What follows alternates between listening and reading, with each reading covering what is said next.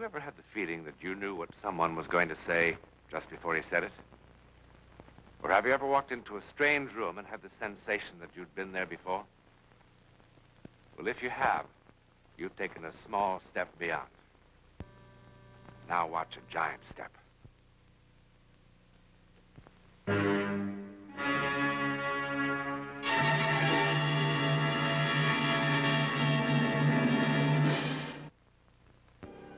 A tombstone cutter deals in logic. Every man has a birth date, and every man has a death date. And it's the function of the stone cutter to engrave these vital statistics in their natural order. Now, if this seems so self-evident that it needn't even be discussed, I urge you, remember this stone cutter. All right, that's water over the dam. Get rid of Jameson. Never mind about his contract. He's got a price. Pay it and drop him. Now, look, you're going to have to handle that Houston business yourself. I'm flying to Tulsa in an hour, and I won't be back until late tonight. Tony! Now, look, tomorrow won't be any good either. I'm tied up all day. All right, then. Will you get it settled and check with me? All right, Tony, all right. That's enough. That's enough. What are you trying to do? Kill me? Oh. Yeah, this is for you. So? Well, it might be important. You're all important. Read it, will you, Tony? Oh! This one I never heard of. Cassaneck Village, Maine. Give me that. You even got business up there?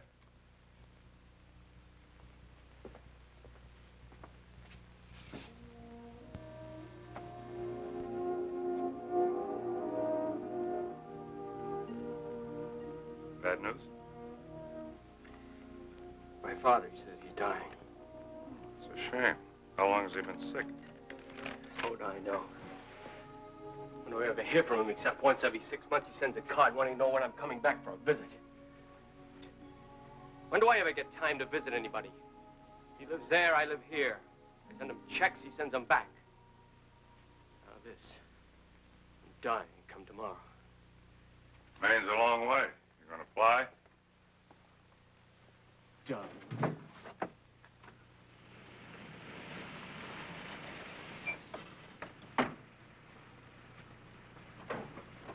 Change.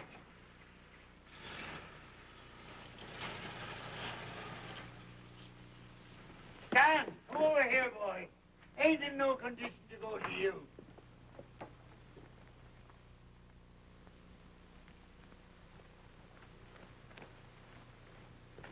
Well, how are you, boy? Didn't expect you for a couple of hours yet. What the devil do you think you're doing up there? What the devil does it look like? I was fixing to finish this off, but seeing how you brought visitors, I reckon I'd best come down for a little handshake and welcome to you. Name's Lockhart. I'm Dr. Halsey, your son's physician. And this is Doc Simmons sitting with me. How do you do, Doctor? Now, just exactly what's going on here. Well, now, it's right good to see you, Stan. Look, what kind of a joke is this supposed to be? You scare me into getting a doctor and flying 3,000 miles because you're supposed to be dying today, and look at you. He's young yet, boy. What are you talking about? Up on a ladder painting a house? And you there, telling me tomorrow it'd be too late. Reckon it will be. Well, have you made a diagnosis, Doctor? You could call it that. Dying up on a ladder painting a house. I don't know of any plan that a man has to lie down to die. I was sort of planning on visiting with you, not arguing. Ain't much time left for arguing, you know. Oh, Pop, what do you want to talk like that for? What do you want to try to scare me with a trick like this for? Oh, are you sick? Are you feeling bad? No, never felt better in my life, as a matter of fact. Examine him. Take him in the house and examine him. And if I find that this is just an idea of yours to try to get me here... No call for so much shouting, boy. Don't remember how you used to be so much of a shouter. Used to be more quiet like. Look, I didn't come here to discuss... Give him a thorough physical. Do I have permission to examine your patient, Doctor? Oh, go ahead. Make you feel better than if I just tell you what I found. Mr. Lockhart? Sure. I'll get the other side of this finished today. Even with time off, I reckon. Now, suppose you tell me what this is all about. I want to know everything. I never lied to a patient or his folks yet, Stan. It's right good you got here for his last day.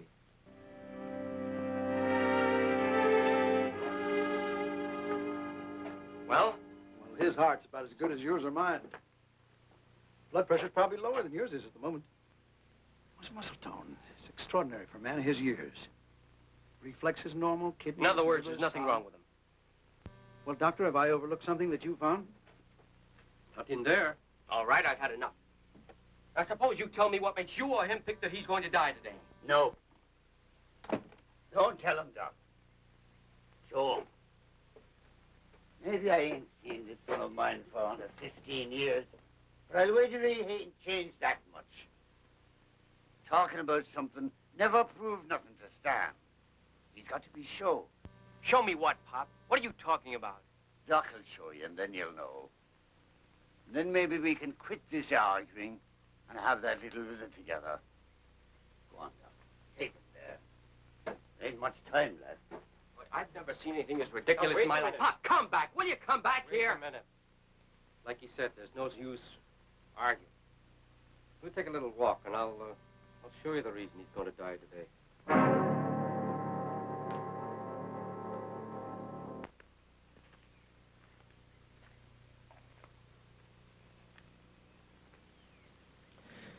The thing he wants you to see is right here. And it's old Menzies' place. Oh, you remember Menzies, hmm? He's still carving gravestones for everybody in town before they die? That's right. And the old ghoul used to give me the creeps when I was a kid. Having those stones all ready and waiting for the final date. Still doing it.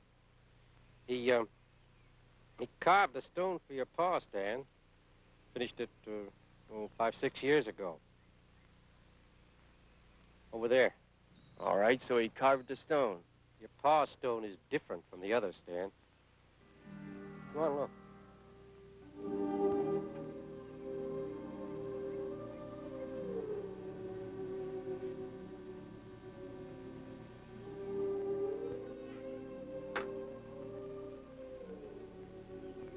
Like I said, your pa's stone is different from the others. 5 years ago when it was carved, Menzies put in 2 dates. Birth and death. Born July 10th, 1883, and died September 7th, 1957. Businessman like you must keep dates in his mind pretty good. Today is September 7, 1957. All right, Doc. The joke over now? Now listen, Stan. Never mind. I know what you're going to say. I remember some years ago, Menzies put a death date on a man's stone before he died, and the old geezer died on that day. And everybody talked about it for a whole year. But that was a coincidence, and you know it. A year or two after you left here, Menzies did it again. A woman. Oh, she'd been ailing for a spell. But she died on the day Menzies carved on her stone. So he traded one lucky guess to give some old poor sick soul a push on the way out. Now, what's the matter with you, Doc? You're a medical man, a scientist. You know about suggestion, psychosomatic suggestion. 2 years ago, it happened a third time. A baby. Menzies carved the stone the day it was born. Birth and death date. For about a year later. Father got so mad, he come up here with a sledgehammer and busted the stone into 100 pieces. Menzies said that wouldn't make no difference. And it didn't either. And you wonder why I never came back here for a visit. The whole town, even you, living 100 years back in stupidity and superstition. Letting an old crank lead you by the nose, even though the place he's leading you to is your own grave.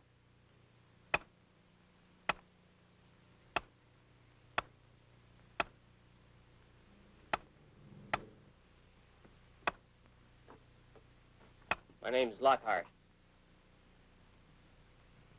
Sorry about your pa, Mr. Lockhart. Got a phone here? I am. You get in there and call my father and you tell him this thing is a fraud. Ain't no fraud. Get on that phone. Can't stop death with a phone call. All right, what do you want? Mallet'll do for a start. How much money do you want to call up this ridiculous act of yours? I carve the truth when I know it, Mr. Lockhart. I don't like it none. Your pa's a good man. I'll give you $500. Take it and break up that stone and call my father and tell him the joke's over. Maybe you think you can buy yourself a lie with money, Mr. Lockhart. But it ain't going to change the truth. Go back home, Stan. Spend some time with your pa while there's still time.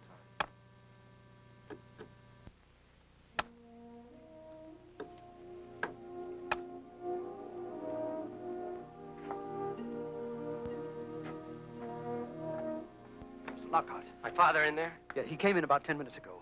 No, wait. Before you go in there. What's the matter? Well, he came back about 10 minutes ago, as I said. And he looked rather ill, so I gave him another checkup. And, well, I just don't know how to explain this, but there's been a definite change. His heart is erratic, his pulse is weakened. There's nothing definite, but Up. Just resting a mite. Doc, take you over to Menzies to see the stone, eh? Pop, how much of a fool do you have to be? What's the matter with you? So a guy puts a couple of dates on a stone. Now, that doesn't mean a blasted thing. Still shouting, boy. Seems like you do a powerful lot of shouting. Look, will you listen? Will you listen to me instead of some of these half-cracked characters around here? Now, you're not going to die because some crank puts a couple of letters on a stone. Those other things, call them coincidence, call them suggestion. They don't mean a thing. What's all this you do back where you work, boy? It keeps you so busy. We got a short time to catch up on a long while. Now, Pop, we've got all the time in the world. If you just... Making money, I guess, judging by that fancy doctor. And them checks you send me every month. I can afford to send checks to a man who sends them back uncashed. Made you mad, didn't it? By doing that, eh? Well, they were for you. No, not for me. More for you. You got a name for it here. Conscience money. I don't want you having me on your conscience, boy. Now, look, Pop, let's get this straight. I don't have anything on my conscience. Now, maybe you have. Maybe that's why you think you're dying, because somebody says today is your day. But I don't. Always kept thinking you'd come back, Stan. Before now, I mean. Figured we'd get a weekend in fishing up at the Rangeleys. Now, look, Pop, we've got more important things to talk about than the fact that I didn't come back here and fish and you got a grudge. I ain't got a grudge, boy. No. Well, you used to cash the checks. You used to cash them all up until that Christmas when I said I was coming back for the holidays. And then just because something came up and I couldn't make it, you started sending them back. And you don't call that a grudge. 'Twasn't. After that Christmas, I didn't need the money no more. Why not? I quit buying the things I needed it for. What are you talking about? I'll show you. Remember that Christmas? You was about 10. Your ma was still alive then. He wanted a fishing rod, a good one. If he didn't have money for no store rods, I made you one. He didn't say much, but we knew. Boy, 10, he wants what he wants. That Christmas, I reckoned you were coming back for a visit. I bought a rod. Got all kinds of stuff here. The gun you wanted when you was 12. Field glasses. That must have been the next year. Camera. Wristwatch. It isn't easy for a man to forget the things his kid wants that he can't get him. You mean you spent all this money I sent you for things to buy me? I had to use yours. Never could do it on my own. Wouldn't have told you. Except that you'd probably be wondering after I was gone. And you cleaning up things and found this stuff. I think maybe I'd best go sit down a while.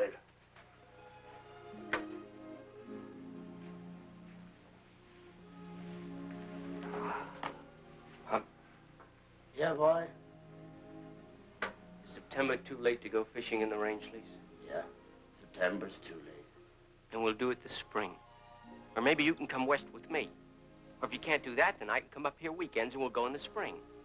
I mean it, Pop. I know you do, boy. Remember that horse we had, Pop? Remember how you told me to water him every morning and every night and how I forgot? And one day how he died? Yeah. Didn't catch up for you till he'd gone 3 miles down the road, running away. That horse cost $25. All the money in the world then. Dead. And you didn't say a word. Except, hot out today, son. Let's go back. Seems like I'm always in the same rut. Always wanting to get you to go home. I'm home now, Pop. I'm home. I wanted to come home before, but well, every time I said I was busy, it was just because Because you were running away from home again. Isn't that what the Lockhart kid always did when things went wrong? One thing about you, boy. Maybe you're wrong, but you always tell the truth after about why you ran. Later, I want to show you something. Oh! Pop! Pop! Hold me! I was just talking to him and...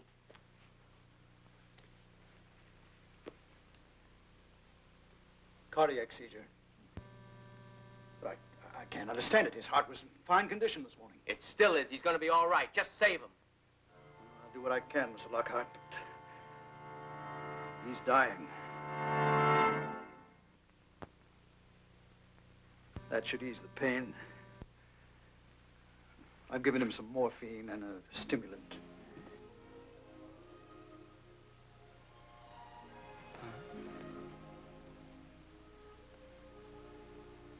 Pop, please. See, I'm not shouting. I'm not shouting, but listen to me. We've wasted so much time already. There's so many things for us to do together.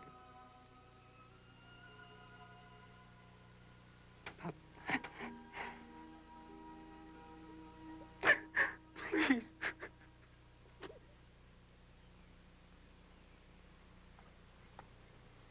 You know, Doc Simmons told me about that headstone. And I keep telling myself, why, this is United States, 1957.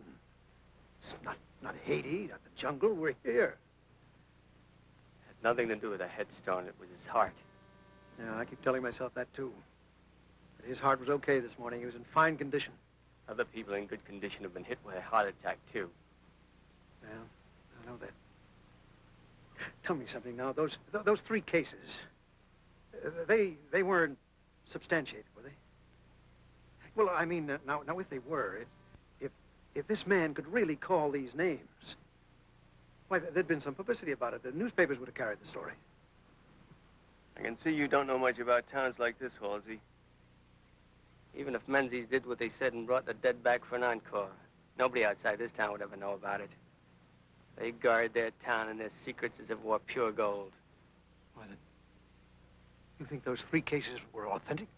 I think it's time you stopped asking questions and started doing what I paid you to come here to do. Now get in there and help him.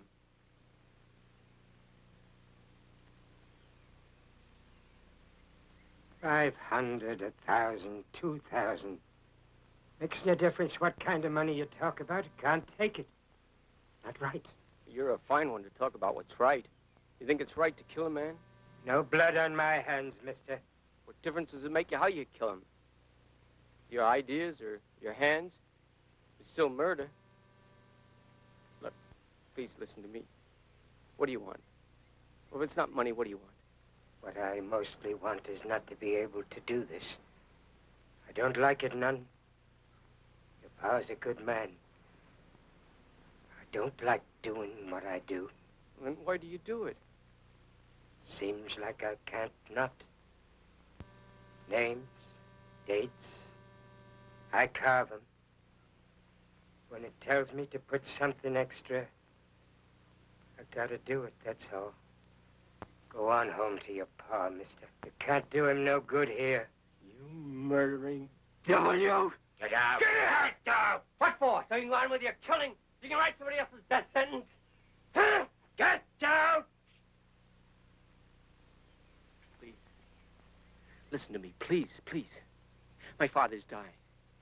Look, I just want to go home and tell him there's no stone, that there's a mistake. Please, listen. I said get out! All right. I'll go now.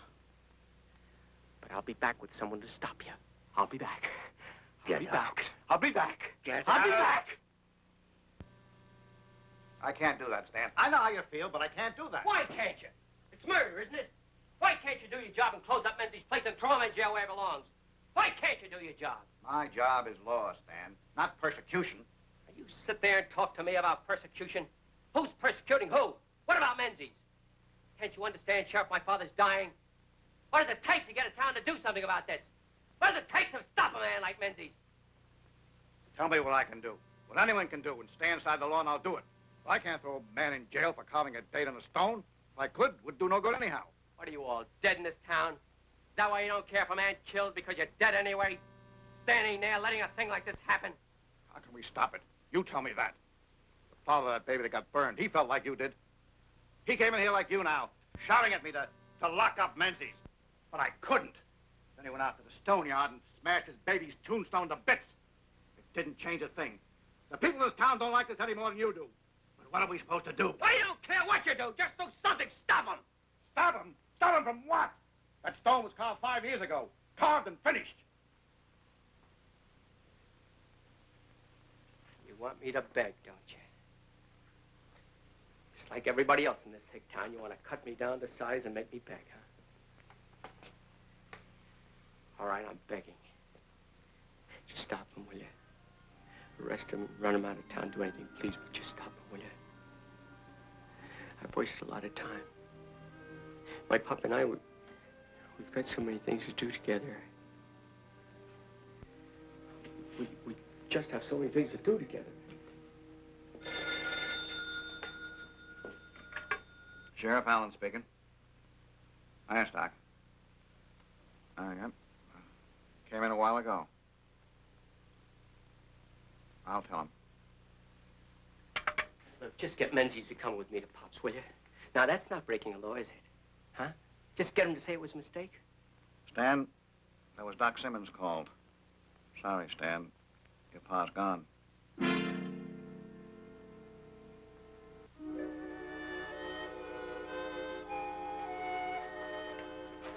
Stan, you want I should come home with you? My car's right outside. Stan, let me come with you.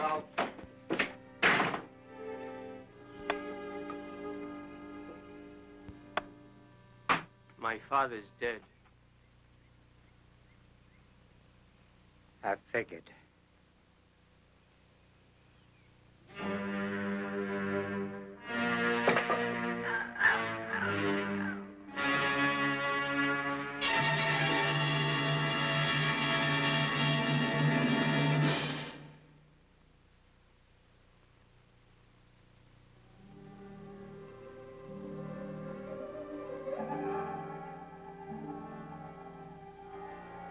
Stanley Lockhart, beloved son of Simon Lockhart. Born September 18th, 1921. Died December 14th, 1958. Died executed by the state on that day for the murder of Peter Menzies, stonecutter.